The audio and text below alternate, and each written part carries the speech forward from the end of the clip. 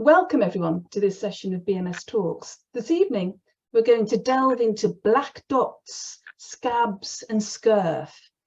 Our two speakers this evening are Katherine Stewart and Marta Sanzo-Miró, who both study at Cranfield University currently for their PhDs. Katie and Marta will have 20 minutes each to deliver their talks. And please, during that time, if you have any questions that you'd like to ask the speakers, then do post them into the chat, and then I will run through them at the end of each talk. So the first speaker this evening will be Katie Stewart. Katie completed a BSc in Biological Sciences at the University of East Anglia, with her research project focusing on a statistical correlation between characteristics of honeybee populations and crop yield. And she has an MSc in plant genetics and crop improvement. She's now carrying out a PhD in environment and agri-food, and her project title is Understanding the Dynamics of Ascospore Production to Optimize Apple Scab Management. And during this project, she'll be focusing on the sexual reproduction of the apple scab fungus and identifying ways to prevent infection in orchards. The title of Katie's talk this evening is Don't Let Apple Scab Spoil the Bunch, Insights into Ascospore Production Dynamics. So at this point, I'll now hand over to Katie and ask her to deliver her talk. So all the very best. Good luck, Katie. Over to you. Thank you very much for that introduction, Ali. Good evening, everyone. I'll just share my screen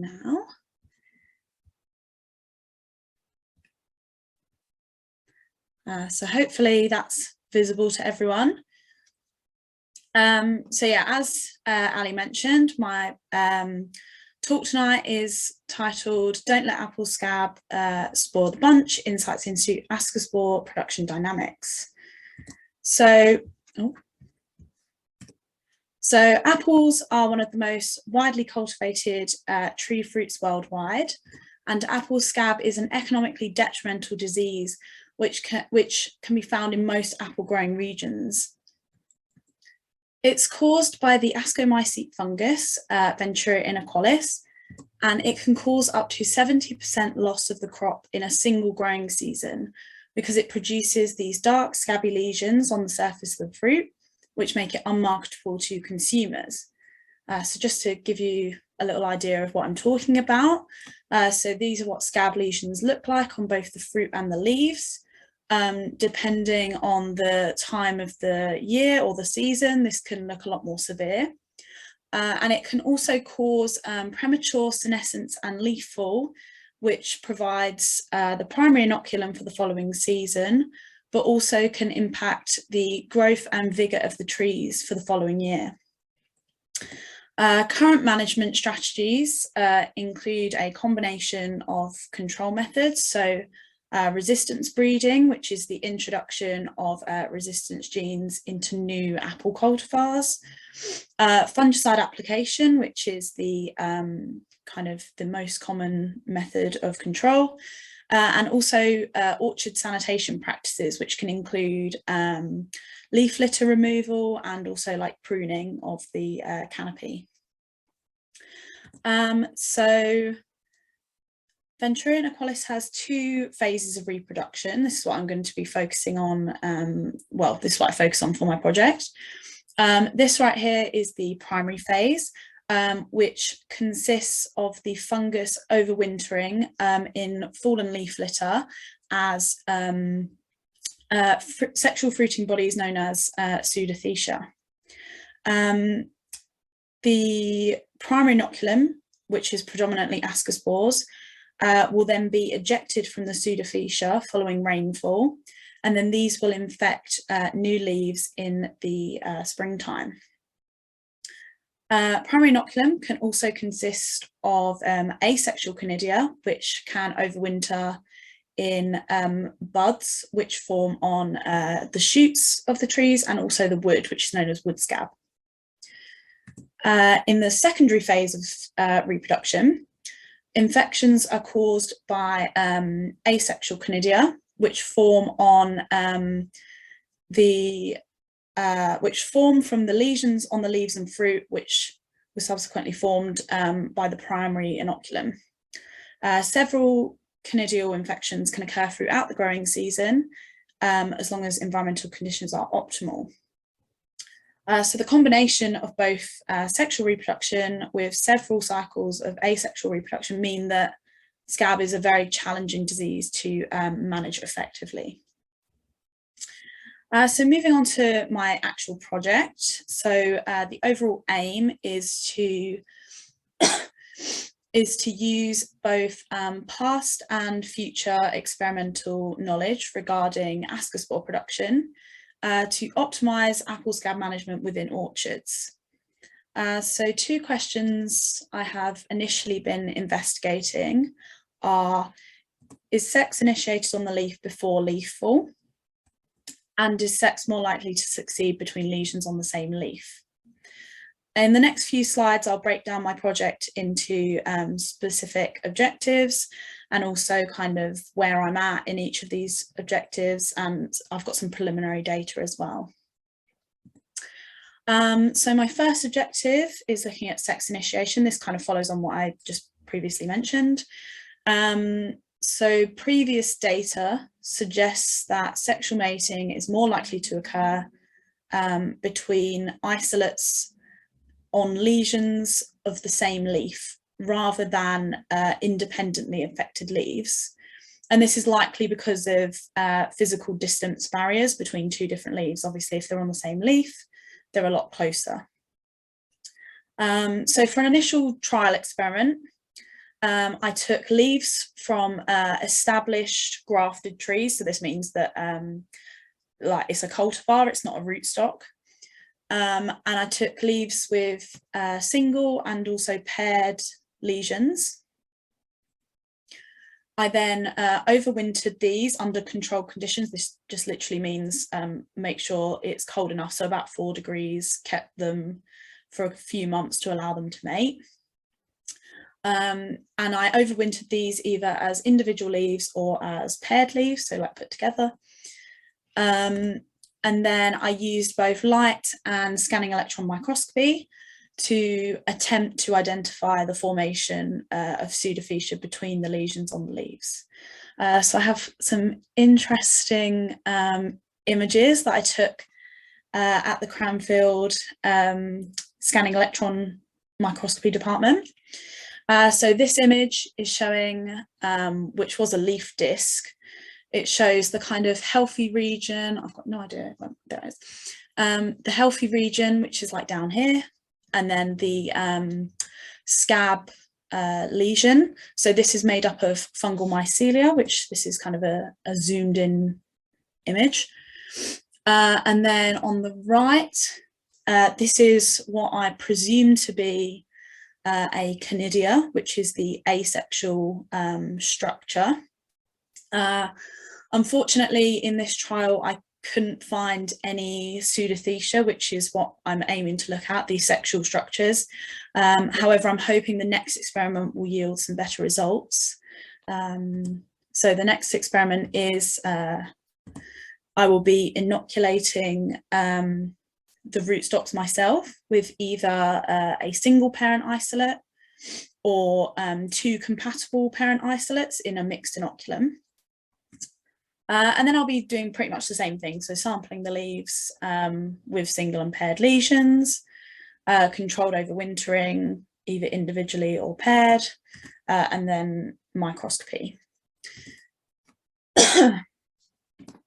So the kind of applications for this will be to hopefully improve the efficacy of population genetic studies and theoretical modelling, and also to hopefully provide some more accurate timing of fungicide application to assist with the growers. So my second objective is looking at mating type. So for this, I'll be developing markers for population studies to kind of infer the relative importance of sexual and asexual reproduction. So Venturion equalis is what is known as a heterophallic fungus, which means that it requires two opposing mating types, so mating type 1 and mating type 2, for reproduction. So they both have to be present for it to successfully reproduce. So for this experiment, I set up mating crosses between isolates taken from different cultivars.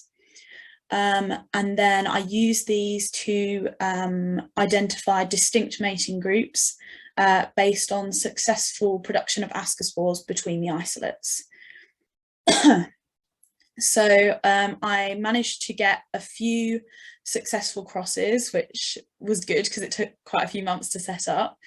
And I isolated the ascospores, so the progeny, from two different crosses, both between a susceptible cultivar, both between isolates from a susceptible cultivar and a cultivar containing a resistance gene.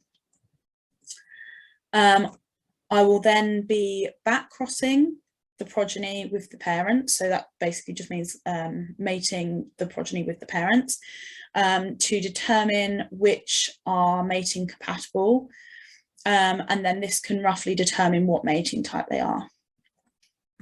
I'll then be using published scab genomes to identify the mating type locus, and developing molecular markers for the two mating types, which I'll eventually be able to use to assess against the crossed isolates. And again, for this, developing markers will assist in population genetic studies and theoretical modelling of the scab population. So here's just a few images to kind of show you what I did. So these two plates are showing the crosses in a sort of pre-mating phase, so these haven't mated yet. And then this is a cross which did successfully mate, and then here's kind of a zoomed in image of that middle section, and the darker spots, so to speak, are the pseudothecia. And then from this, I isolated the ascospores, which are these. These have shown quite a bit of growth now, but these are the progeny which I will be crossing back with the parents to determine the mating type. So moving on to objective 3, this is slightly different from the first two, but so for I hypothesized for this that the population will become more homogeneous or the same over time, because if we use objective 1 as our kind of basis of knowledge, we would assume that sexual reproduction is predominantly between lesions on the same leaf. And we also know that there's several cycles of asexual reproduction. So we would assume the population to get more similar over time. So for this, I plan to start this experiment around April time, or at the end of April, should I say, when there are discrete lesions appearing on the leaves. And I will be sampling leaves from cultivars of differing susceptibility across different seasons. I will then use molecular markers to study the populations, and I'll use AMOVA, which is a statistical analysis of molecular variants, to detect population differentiation between the seasons and the cultivars. As I said before, I predict the population will become more similar over the annual life cycle, but kind of another aspect of this will be that I believe that more susceptible varieties to scab will show higher levels of diversity within the Venturia population, because more isolates will be able to infect those cultivars. So the findings from objective 1 about sex initiation will really kind of kind of assist in determining the outcome for this work, really. And then hopefully, if I get some data from this, there's a few questions which I can kind of follow up with, which is how do the host and pathogen co-evolve over time? And are there signs of resistance breakdown in the cultivars containing resistance genes? And finally, moving on to my last objective, I'll be looking at alternative methods of scab control.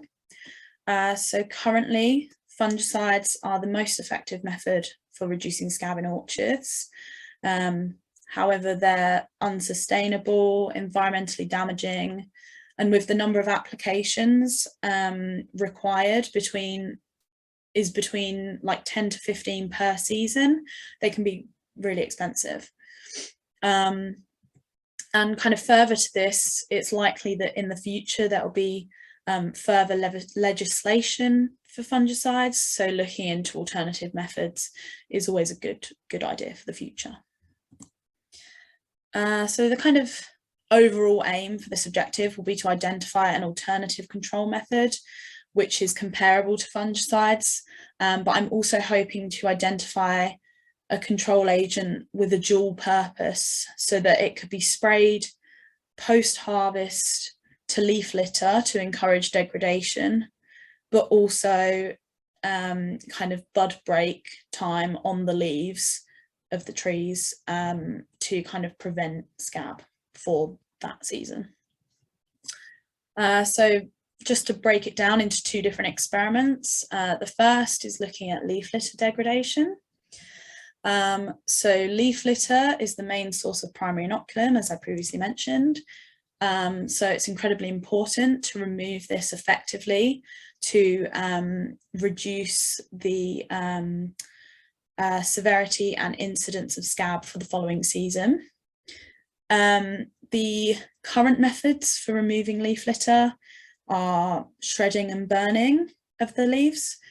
However, shredding may not remove all of the leaf litter, so there's still a possibility of primary inoculum, and burning is obviously not great for the environment because it produces carbon dioxide.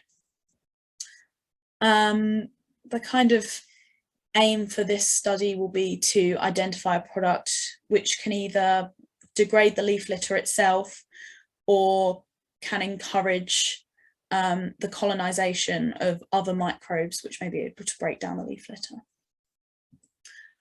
So the setup for this experiment, I applied microbial agents. So I had two types of trichoderma and an isolate of Pseudomonas fluorescens. And I also had a natural product known as vinasse, which is like a byproduct of the sugar beet industry. And I applied these to the leaf litter. I then weighed the leaf litter and placed them outside in kind of like plastic mesh bags, so it allowed the water to flow through, but it meant that nothing else was coming in, basically. And I left these outside under natural conditions over the winter. And then after several months, I re-weighed the leaf litter to kind of generally determine how much the leaves had degraded. And I'll show a quick graph on the next slide. And then in addition to this, I have extracted the DNA from leaf washes. So I washed all of the leaf litter and then extracted that DNA. And then I will be sending this for microbiome sequencing to, well, firstly, to identify if the products could colonize and are present, and secondly, to see whether it altered the general microbiome. So this is the graph. It's very early stage graph, so it's not like 100% true and everything, but it's looking like Trichoderma atroviridae is the best for degrading leaf litter in comparison to everything, but especially the control. I've done some very preliminary statistics, and it is significant in comparison to the control, but don't hold me to that. I'm not an expert on statistics. So yeah, I will be rechecking all of this, but I'm hopeful for a good outcome. And then finally, the second experiment for looking at alternative methods of scab control will be looking at the foliar application of the control agents. So for this, I'll be setting up two coinciding experiments. One will be looking at the preventative ability of the agents. Oh, these are the same agents as the leaf degradation study. So yeah, spraying the rootstocks with the control agents first, and then seeing if it prevents scab infection, and then also seeing if they have a curative ability. So infect the rootstocks with scab and then spray the control agents. And then if I see any significant results from this, I would then like to kind of upscale the experiment and apply it to grafted trees. So then I'll be able to see if it could be applicable to more natural orchard conditions. Thank you very much for listening. I hope you enjoyed my talk. I'd like to thank everyone that I've listed here, and like all of my sponsoring bodies and Crownfield and NIAB and my industry partners. And if anyone would like to contact me or ask me a question or just have a chat, feel free to contact me on any of the details I included. Thank you very much. Thanks very much, Katie. That was absolutely fascinating. Well done. Gosh, you've done quite a lot of work. It seems that you've still got quite a lot to do too, but very, very exciting. Yeah, it's good. I'm halfway through second year, so I've got a bit of time. Oh, you've got plenty of time, plenty of time. And I'm coming up on the busiest part. Yeah. So. If you unshare your screen, we can sort of, Well, I've got a couple of questions, but I'm sure there are one or two questions, hopefully, that will come into the chat shortly. But let me sort of kick off with a question. So you were saying that in mild winters, the fungus can survive as conidia in dormant buds. So presumably, if they do that, they can act also as primary inoculum in the spring, just like the ascospores do. Is that right? Yeah. So yeah, primarily the primary inoculum that is, will be the sexual ascospores, which overwinter in the leaf litter. But yeah, exactly as you said, like the conidia can overwinter, so to speak, in the buds, and then these can contribute to further primary inoculum, which then will kind of go on to the secondary inoculum, and it just increases. So my lead-on question from that is, with the climate sort of warming and the likelihood of more moderate winters, is it possible that conidial infection will begin to play a very dominant role in the disease epidemiology, more so than the ascospores? Yeah, so this is already a pretty big ongoing question, because a lot of different climates grow apples, and a lot of climates, so normally scab will go for kind of mild temperate climates that have cold winters and like kind of more like moderate springs.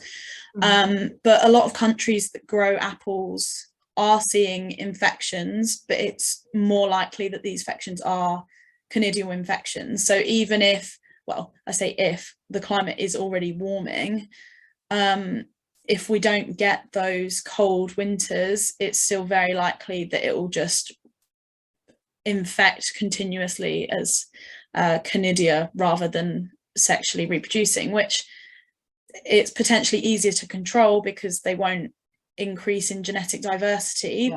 But we don't know exactly for sure in terms of the UK, that is. In other countries it's different, but yeah.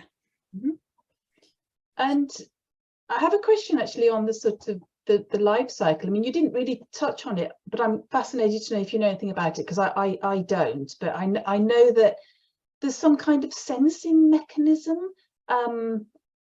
that between the sort of pseudothecia and sort of raindrops, I think.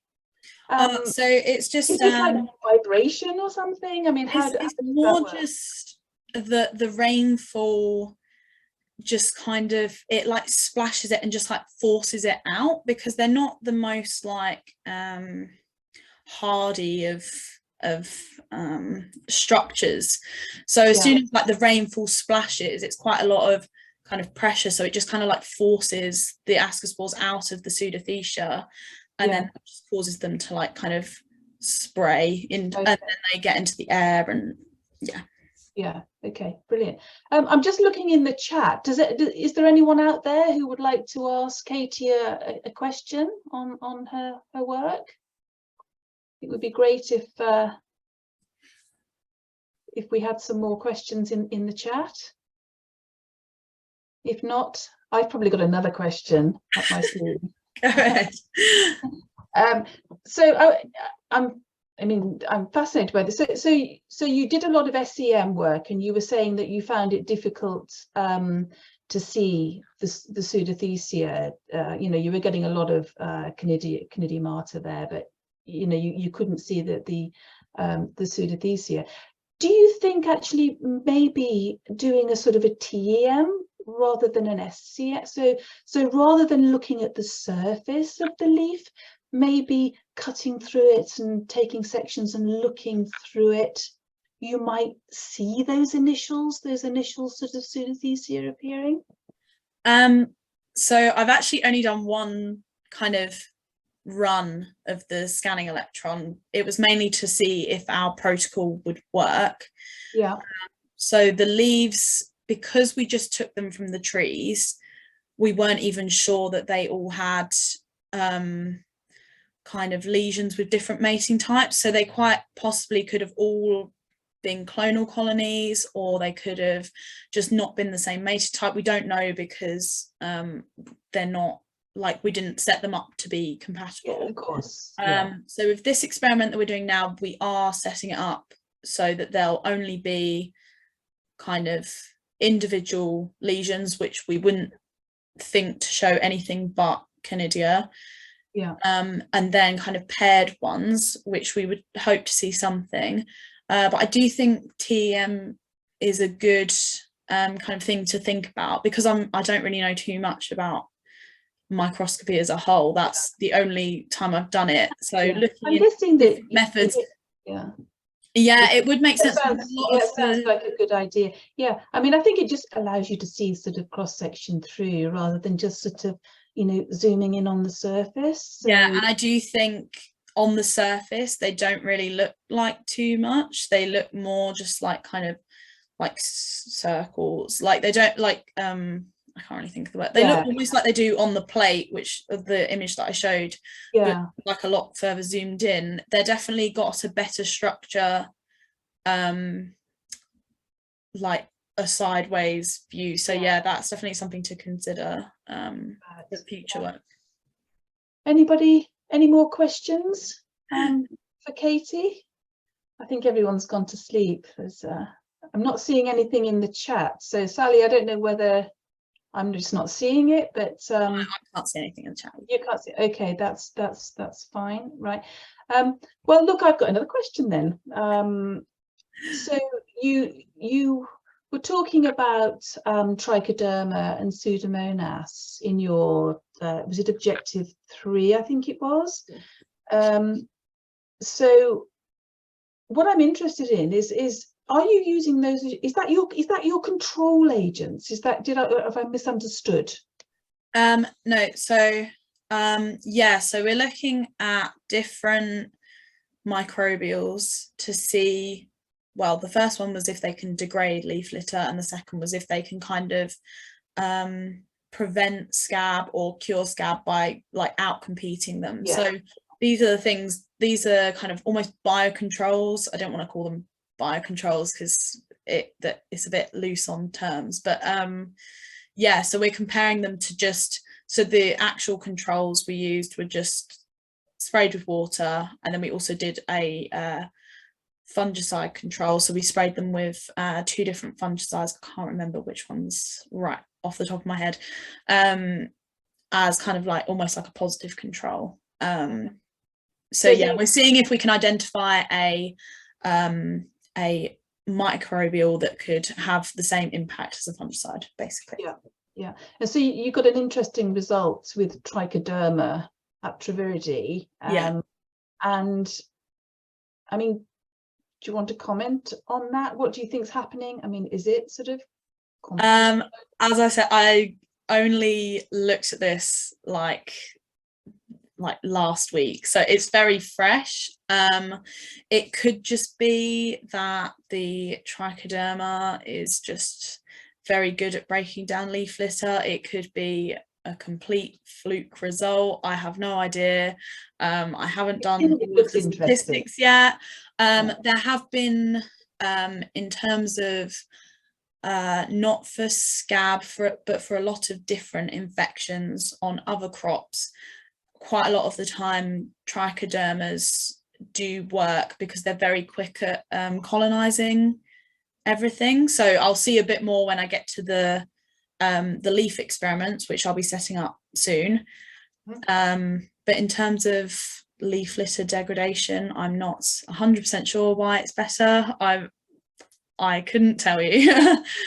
It just seems to be, and yeah, I'll be delving more into that. It's interesting that you know, I mean, it's something to sort of pursue a little bit further. But yeah, no, that's fascinating. Sally's just posted that I think everyone's having problems posting questions onto the chat, so really sorry about that. No worries. If you can email your questions in, then Sally can pop them on the chat, and if they come in time, we can do them now. If not, maybe we could do them at the end after. At the end, if that's all right. Yeah, just gives people time if they want to send it. Gives people time. So yeah, do send your questions in to sally.hawks@britmycolsock.info. That would be brilliant. And then we can ask a few more questions to Katie a little bit later on. Brilliant. Okay, well look, Katie, thank you so much. That's really fascinating. You're in your second year, you've got a year to go, you've got loads to go. So there isn't a sort of a problem with how much you've got to do. So you probably can't think of anything else now. You've just got to focus on all of that, which is fascinating. So lots of luck with that. And thank you very much indeed for your talk. And we'll probably pick up on some more questions at the end, if that's all right with you. Sounds good. Okay. So, well, now that leads me on to our second speaker for this evening, Marta Sanzo-Miró. Hopefully I've got that right, Marta. So Marta graduated from UDL in Spain as a food scientist and technologist in 2018. And her undergrad dissertation covered optimizing post-harvest cold storage conditions for nectarines. Afterwards, she studied a double MSc degree, MSc in Management and Innovation in the Food Industry at UDL, and an MSc in Food Systems in Management at Cranfield University. Marta is now a PhD student in the Plant Sciences Department at Cranfield, and she's conducting a project sponsored by Albert Bartlett, which is the main supplier of pre-packed fresh potatoes in the UK. She's studying pre- and post-harvest factors affecting the soil-borne pathogen Coleoptricum cacoides, which causes black dot disease of potatoes.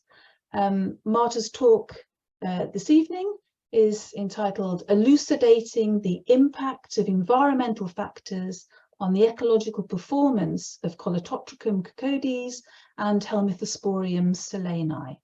So I'll now pass over to Marta and let her deliver her talk. So good luck, Marta. Thank you so much, Ali. Thanks for the introduction too. I'll share my screen. Okay. Hopefully it's on the screen. So good evening, everyone, again. Thanks so much for the talk, Katie. It was really interesting. Now we move from apples to potatoes. So yeah, I wanted to highlight, I'm a PhD student and I'm going to talk about a small part of the overall PhD project. So as Ali said, I'm going to talk about elucidating the impact of the environmental factors on the ecological performance of Coleotrichum coccodes and Helminthosporium solani. I'm going to give you a bit of the context of the overall project and then of the experiment I'm going to talk about today. The aim and the individual objectives for the experiment, and methodology, key findings, and general conclusions.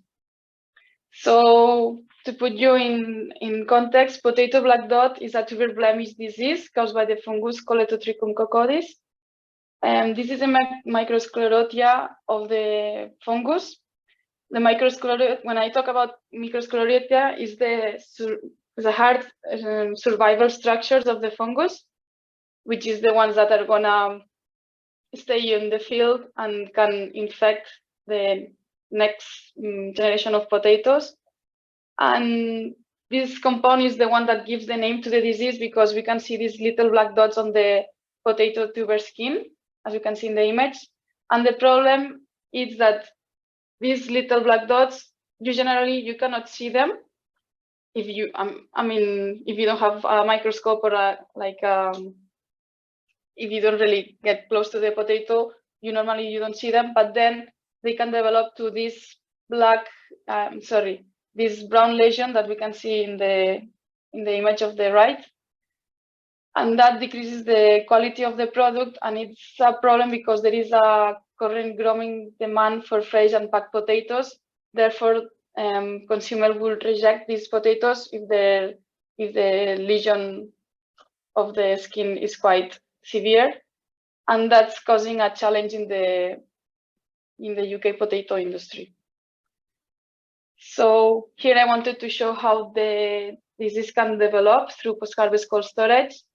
These images belong to the moment of harvest and up to 6 months. For example, the potato in the middle, it would correspond to the 3 months after harvest. So consumer would start rejecting this product because it doesn't look as nice as if it was just bright and yellow skin.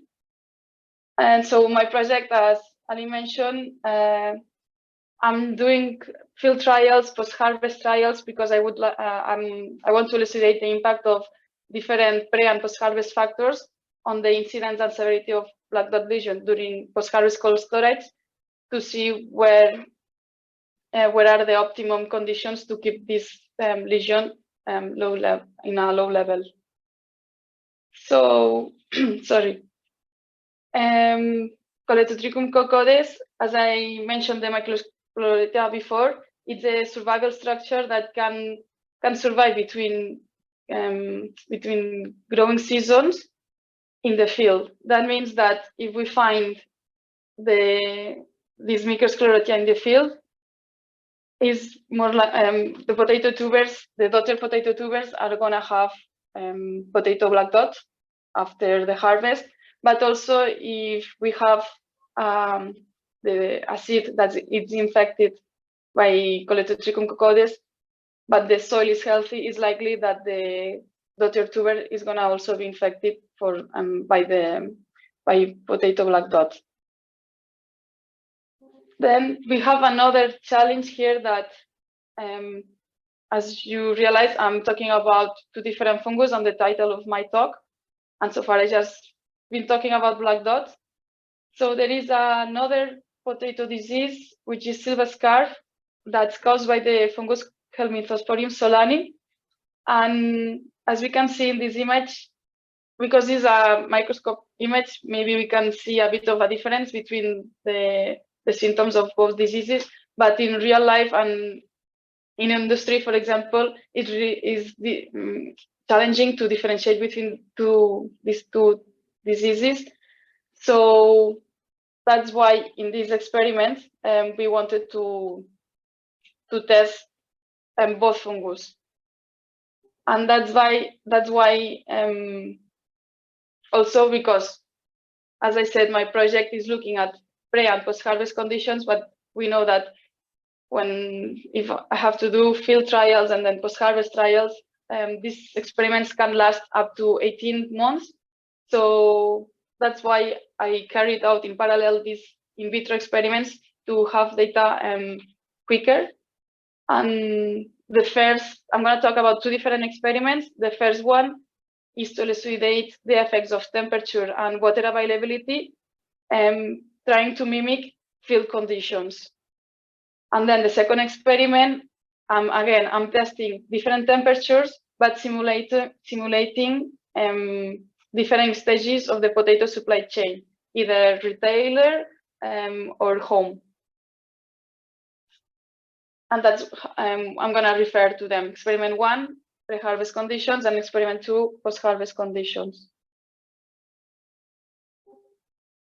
First of all, I want to mention that I had two different isolates from Coleotrichum cocodes, one from England and one from Scotland. That's because the company and in industry, they experienced different phenotypes of the disease, depending on where the potatoes were coming from.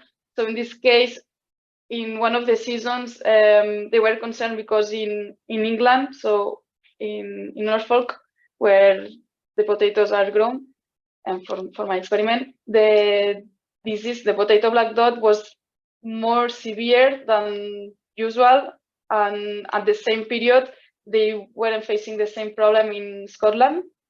So that's why we took both isolates, both strains, and then Helminthosporium solani, which is the causing agent of silver scurf. Then for this experiment, as I was mimicking pre-harvest conditions, so field conditions. I was using the media soil extract agar that has less nutrients than, for example, PDA, potato dextrose agar, and then also when I'm talking about water potential, in reality, I will talk about matrix potential, and to keep it simple, that means the water available, that's in this case in the soil, that the fungus can use.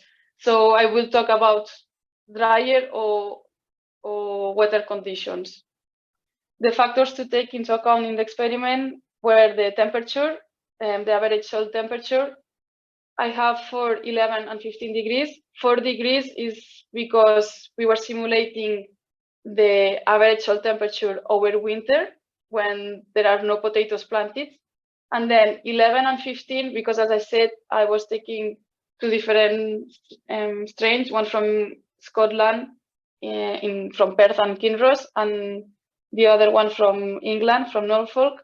And according to the data from the Met Office, more or less doing some quick measurements, and the average soil temperature for Scotland was 11 degrees, and the average soil temperature for England was 15 degrees. Over the period of June, July, that is when the tuberization of the tuberization is happening.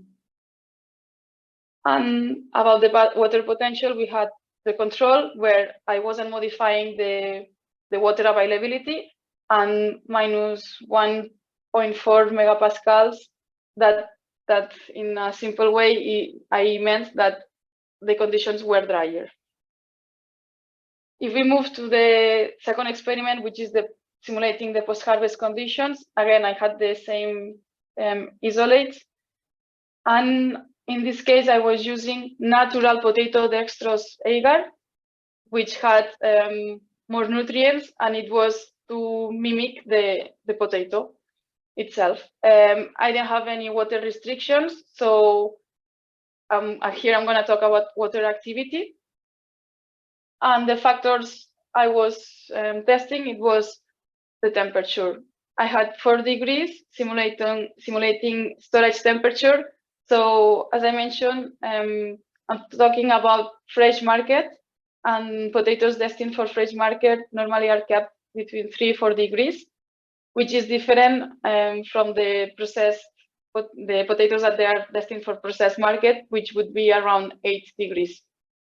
Then I will have 11 and 15 degrees to simulate retailer conditions, to have 2 different temperatures approximately.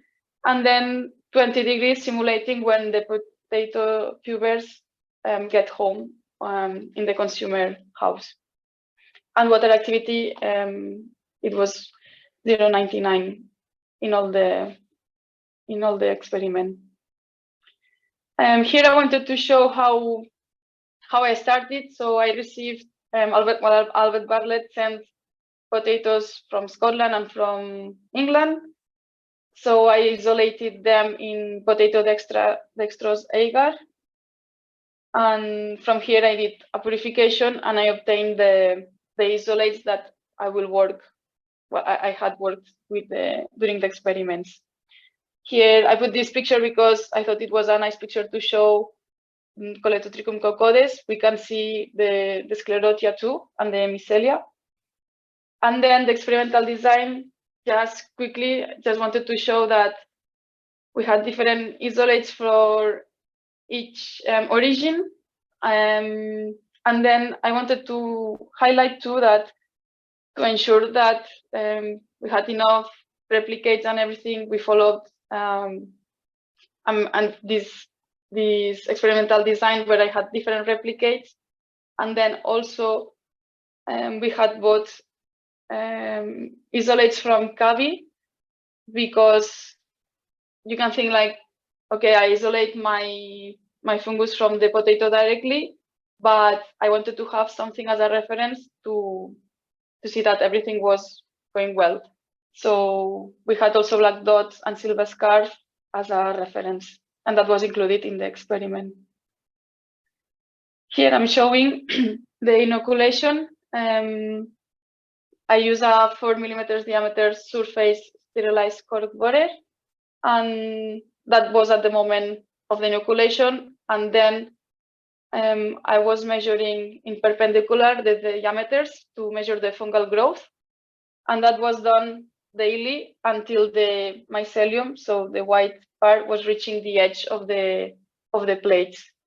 And then doing a linear regression, I was obtaining the maximum fungal growth, which is the parameter I was interested in. So this I wanted to show because it was a different process for me. Normally, when I prepare TDA or natural potato dextrose agar plates, I will prepare my media and pour it in the plates. But in this case, for the experiment one, where I was elucidating the field, well, mimicking field conditions, it was funny.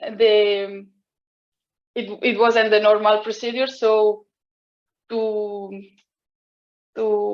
modify the matrix potential, apart from the media and the fungal inoculum, we had to put a layer of cellophane, a layer of polyester, and a layer of capillary matting, and all of that in one Petri dish. And here we entered to the results. I'm not gonna go into much detail, first because I'm still working on them and trying to see what I can get from them. But for example, for the pre-harvest conditions experiment, sorry, here in the images, you can see that is black because we use the black capillarity mats. Because I knew that the mycelia was white, so you could still see the fungus and measure it without no problem. What was interesting here, that at lower temperatures, so at 4 degrees, for example, black dots, both English and Scottish, the drier conditions had an effect on the fungal growth. So drier conditions had reduced the black dot growth at 4 degrees regarding, if you compare to the control situation. But if the temperature was higher, in this case 11 and 15 degrees, black dot was growing regardless of the soil moisture. that's interesting because, well, I still need to see why that happens, because it was the opposite trend for silver scarf, for example. Then for post-harvest conditions, we were expecting more temperature, more growth, and that's true. That's what happened in with all the isolates. But we saw that at 20 degrees, which was simulating home conditions, the English derived black dot was developing faster than the Scottish one, for example. That would be interesting. Oh, sorry, yeah, that's interesting for discussion, because maybe it's more adapted to lighter hot conditions, or I don't know. We will need to look closer at it. But what we can see here, that black dot was, both English and Scottish, was growing faster than silver scarf in all the cases.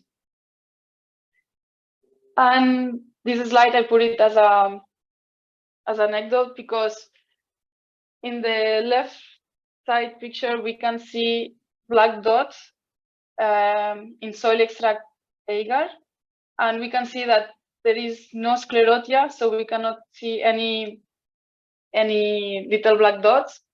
But at the same conditions, after the same time, black dots in natural potatoes dextrose agar, it produced the sclerotia.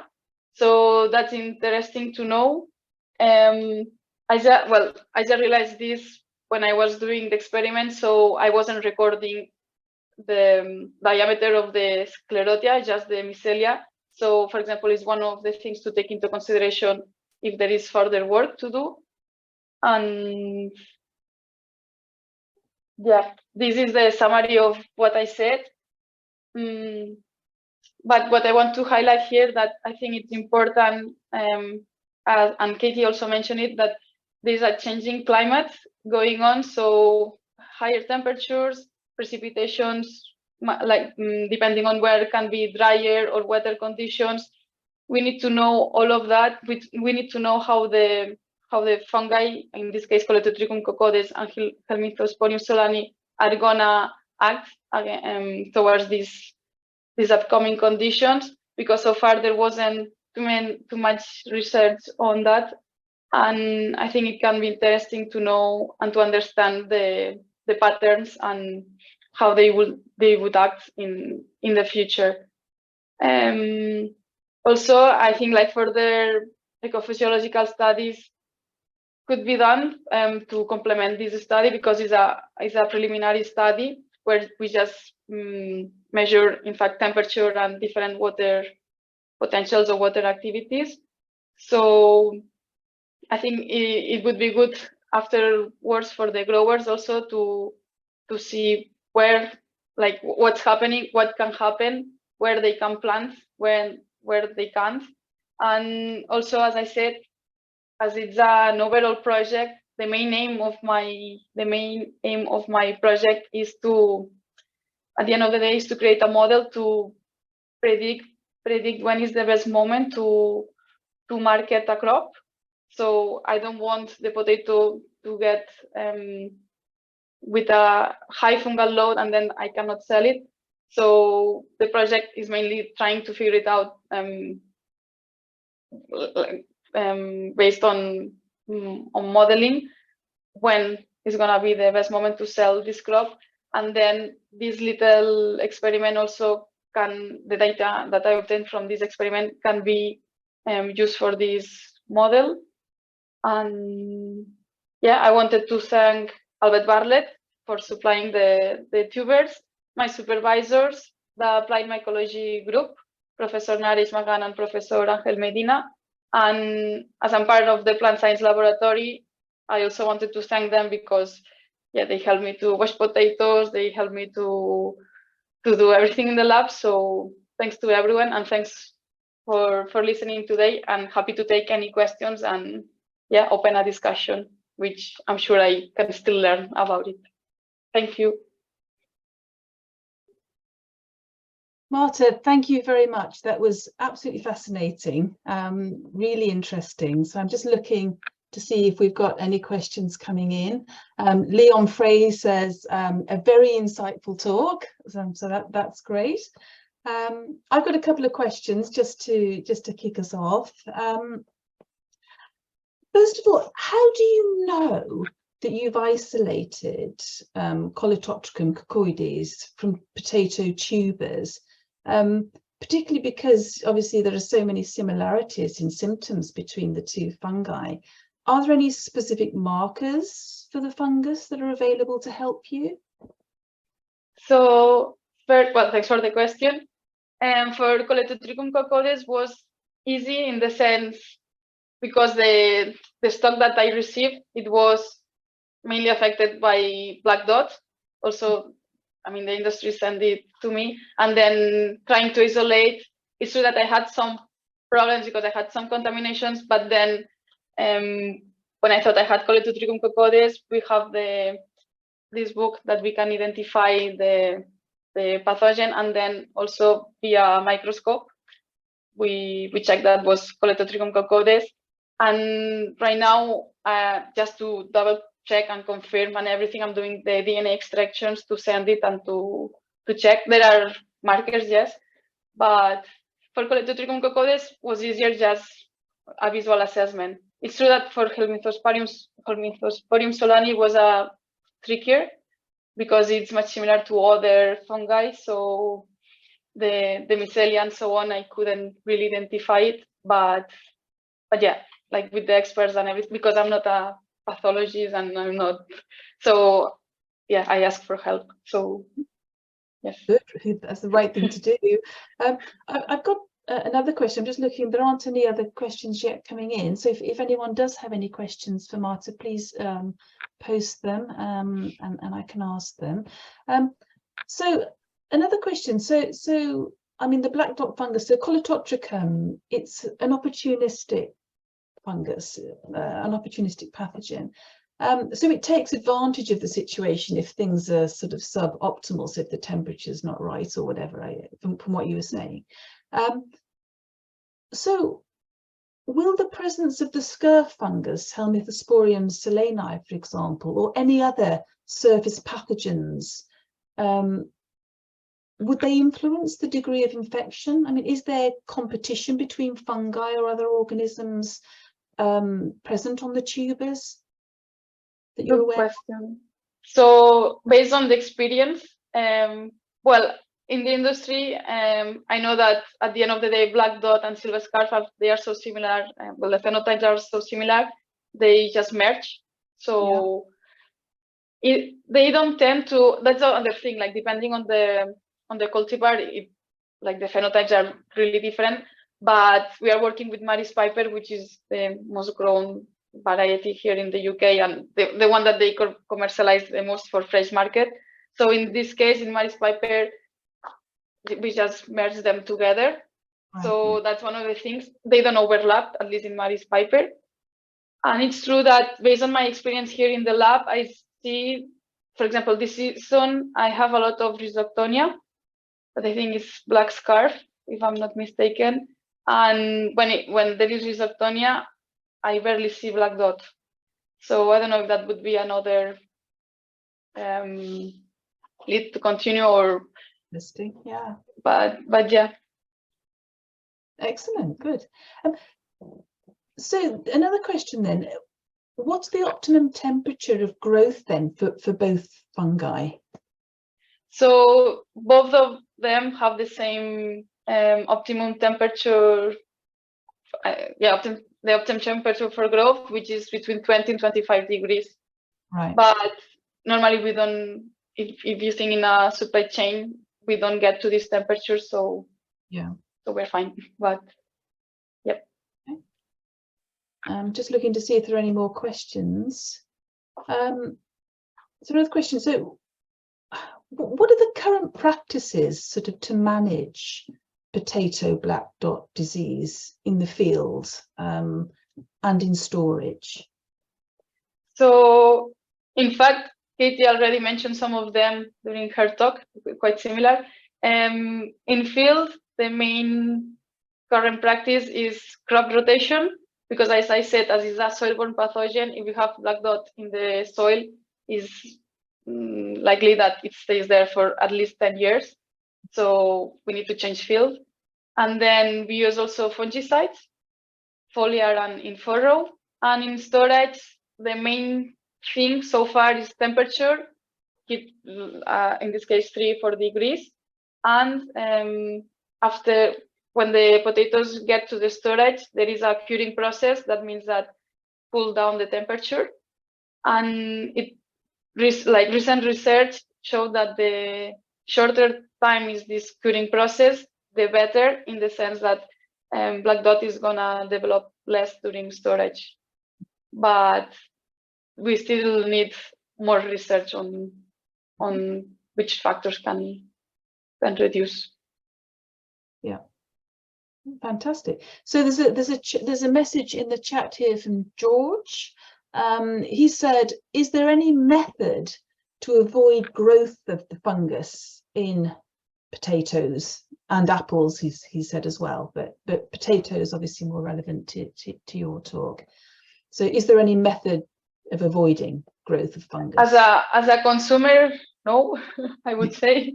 Yeah. We just need to follow keep low temperatures or cross contamination. In terms of in the field, I don't think we can. Well, what I was saying now, if I'm a grower, I would avoid fields contaminated with black dot in this case. But you never know, because also as it's a soil-borne pathogen, but it also can be the spores of black dot can be transported by the air. So at the end of the day, I don't think we can avoid the drop. Another question for you, I just want to try and understand the sort of your methodologies that you've used. So so you use a nutrient poor medium to represent the sort of soil conditions, and then a nutrient rich medium for storage. Why is that? Is that because once the potatoes are harvested, they begin to use their own resource? I mean, why? I don't. Can you explain the sort of? Yeah, sure.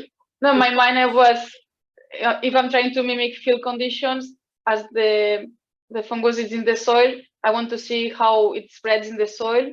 If it has not that much nutrients, if it spreads quicker, slower, and then in the storage, as the fungus is already in the potato, I want to see. But the funny thing is that the fungus doesn't go further than the cortical cells. That means that doesn't penetrate. Yeah. So I'm not sure if it uses some nutrients also, or it's an interesting fungus on potatoes. It's And how does it? So it overwinters as sclerotia in the soil as well as on potato seedlings. So what's its sort of substrate in the soil? Is it sort of rotten tubers, or what's the? So good question. I'm not really sure. When I say it, I say soil. I'm not sure. Well, it normally says in debris. Sorry about the pronunciation. Debris, maybe crop debris that there was in the soil. Yeah.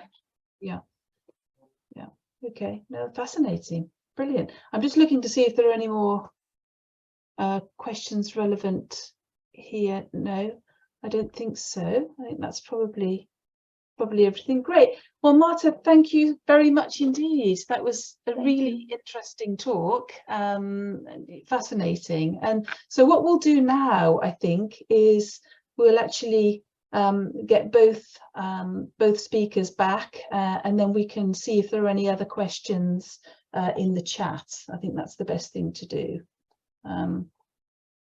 So let's have a little look to see what we've got.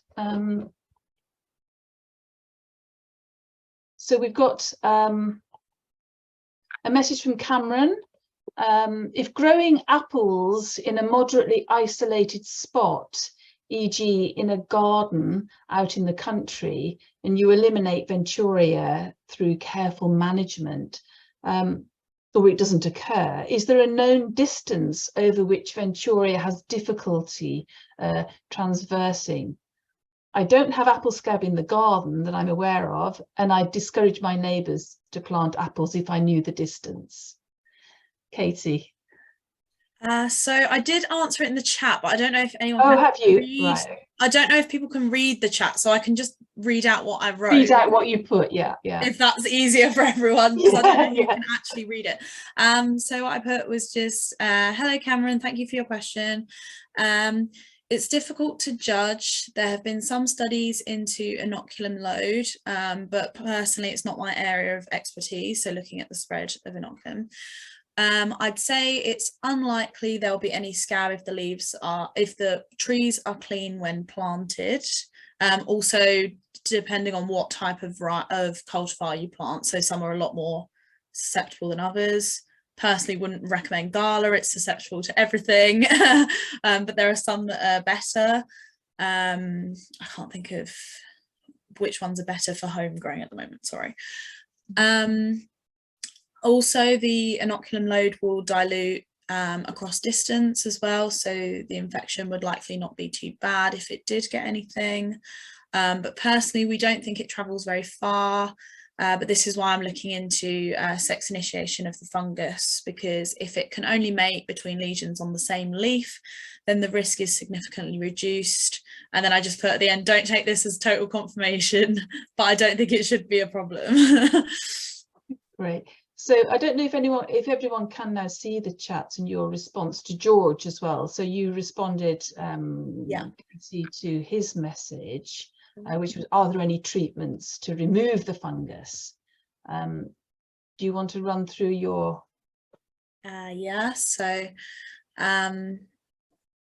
for apples, removing leaf litter effectively is one of the best methods for reducing inoculum of the fungus.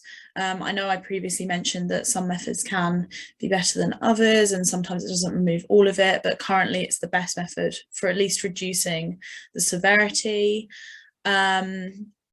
I'm currently also looking into mixed orchards, so orchards containing cultivars of differing susceptibilities, and seeing if it can reduce the reproduction and spread, especially of like resistance genes to fungicides within the fungus, for example. Total avoidance of scab is looking to be pretty challenging, but with especially with quite a lot of the current resistant cultivars showing resistance gene breakdown. So yeah, hopefully that answers your question. But yeah, as a whole, it's just a horrible disease to try to control. It's just always advancing. So there's a question from the BMS office, which I guess I think it's for Marta. So is there any treatment for the infected soils? No, that I'm aware of. Current practices, we just use in-furrow fungicide. So we apply the fungicide in the soil. This keeps low levels of black dots during later on post-harvest cold storage. But no, I would say just avoid infected soils. It's true that there are different categories. So we have low, medium, or high risk of black dot levels in the soil. Normally, I'm working with low risk levels and still using fungicides in furrow, and sometimes even foliar fungicide. We still see black dot lesions by the end of the storage. So not that I'm aware of. Great. Brilliant. Well, look, that's all the questions I think in the chat. So I think it's just for me to say now a big thank you to you both for very insightful talks, and I wish you both lots of luck in the remainder of your PhDs. You've certainly got lots to do, and you've got you've got lots of exciting results there. So well done to the speakers. And also thank you everyone for tuning in this evening, and thank you for posting questions. Sorry we had a little bit of trouble with the chat, but I think the messages got through in the end. So thank you very much indeed for joining us, and we look forward to seeing you all again next time.